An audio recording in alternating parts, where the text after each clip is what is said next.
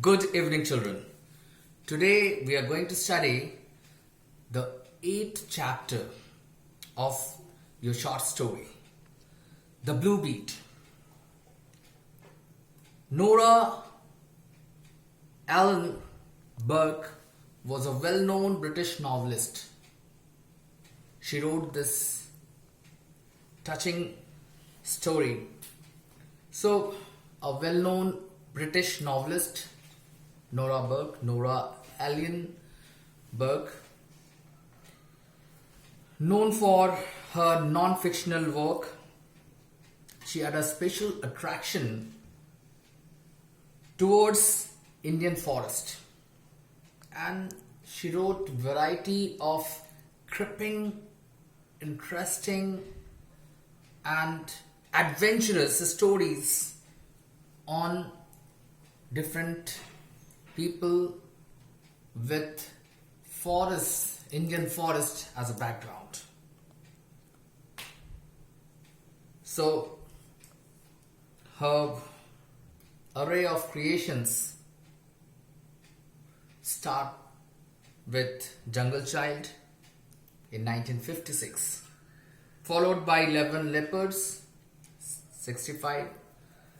In 1965 again, she wrote Tiger Country. Midnight Forest came a year later, and very popular story, Journey by Night.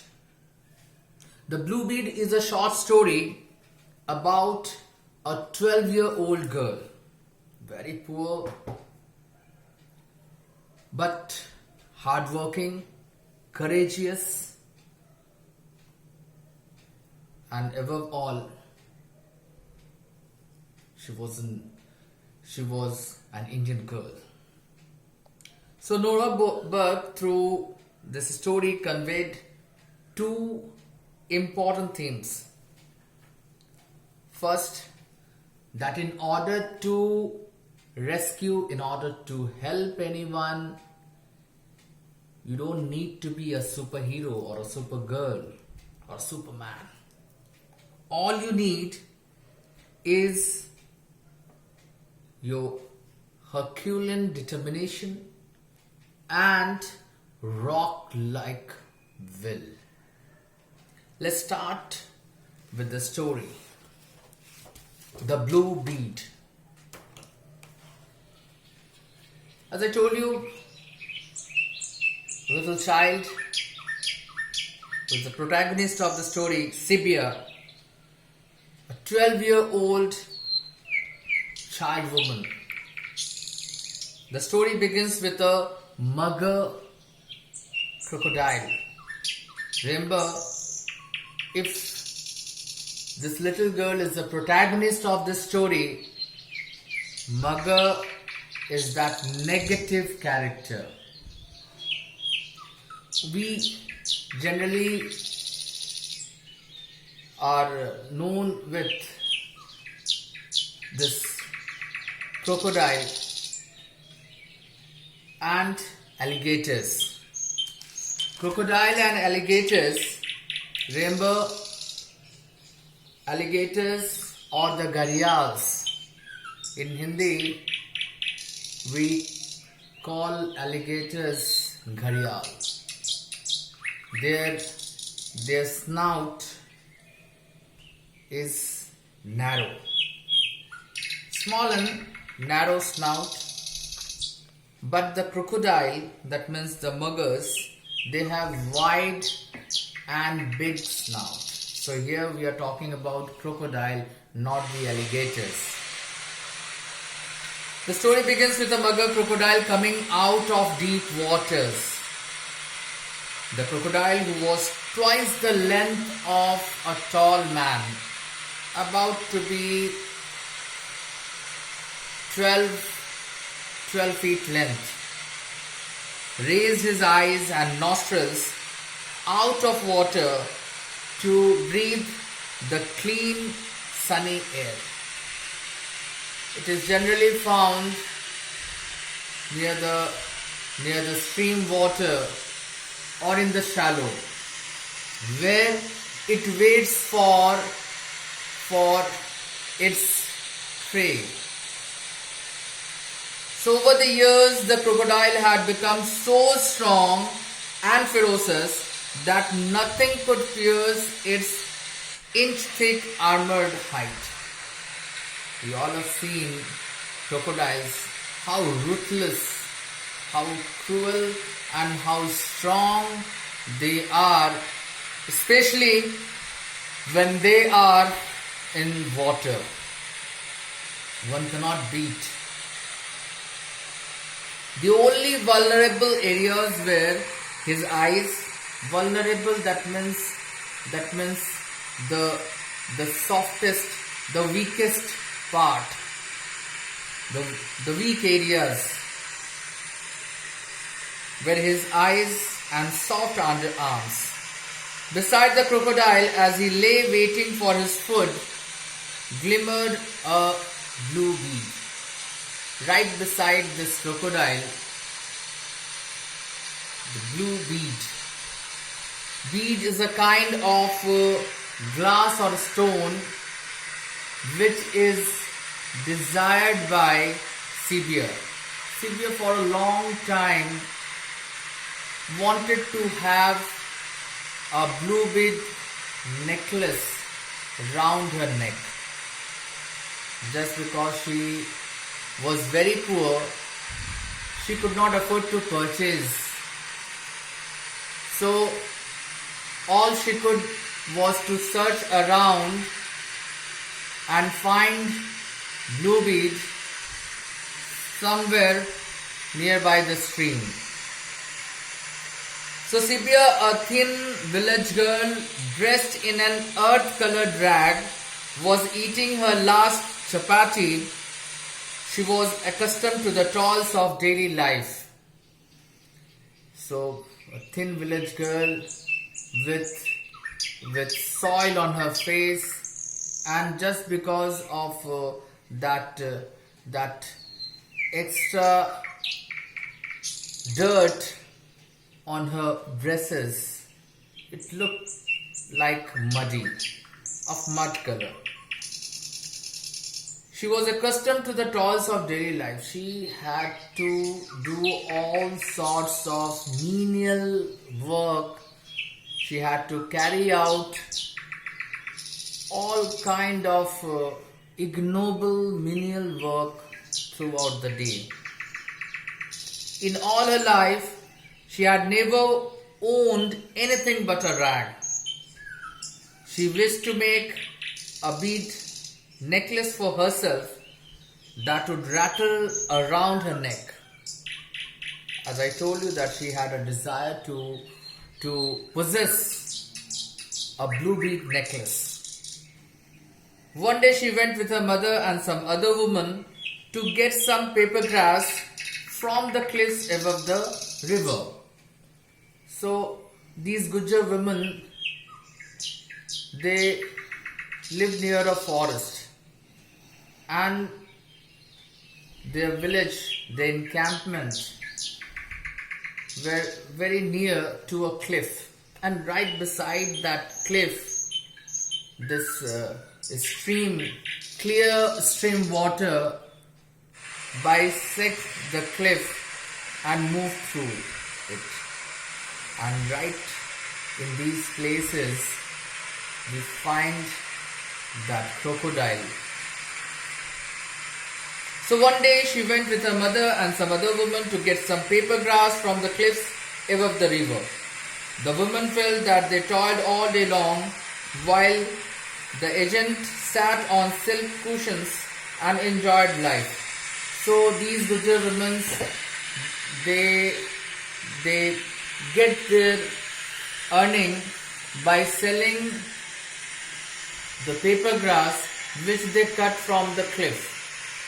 They sell it to the agents and somehow they manage their livelihood. These poor women.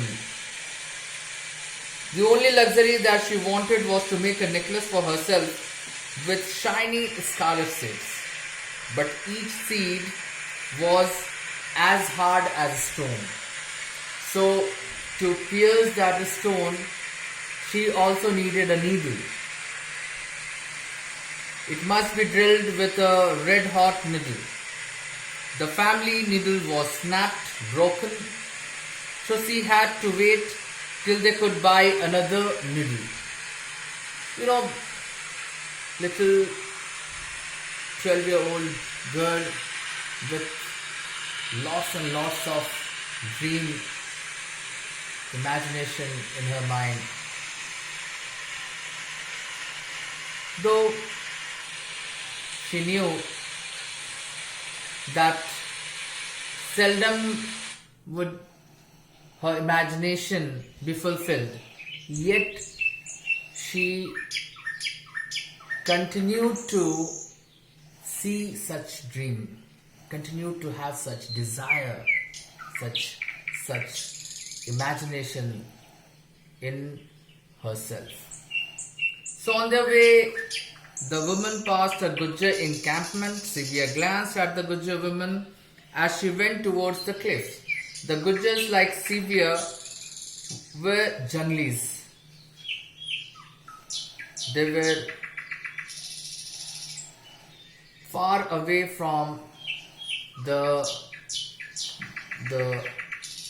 study and the crowd of educated people. These people far away from education, very near to the barbaric and far away from any kind of civilization. So junglis, creature of the forest, born and bred in the forest, they got their living from animals, completely barbaric. All they knew were the tough life of jungles or how to survive themselves living near the forest. The woman, after collecting the paper grass, came back, but Sibia was left trailing behind.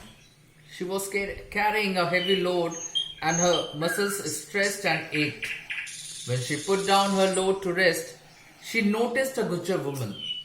She was crossing that stream where a crocodile was eagerly waiting for its prey. That Gujjar woman, she was there to fill her 2 brass pots. In Hindi they are called ghara. And that was the time when she was attacked by a crocodile. Sibia immediately sprang into action. She immediately sprang into action to save her. With all force, she aimed at the reptile's eyes. As earlier, the author had mentioned that the softest corner, the weakest part of the crocodile is the belly region or the eyes.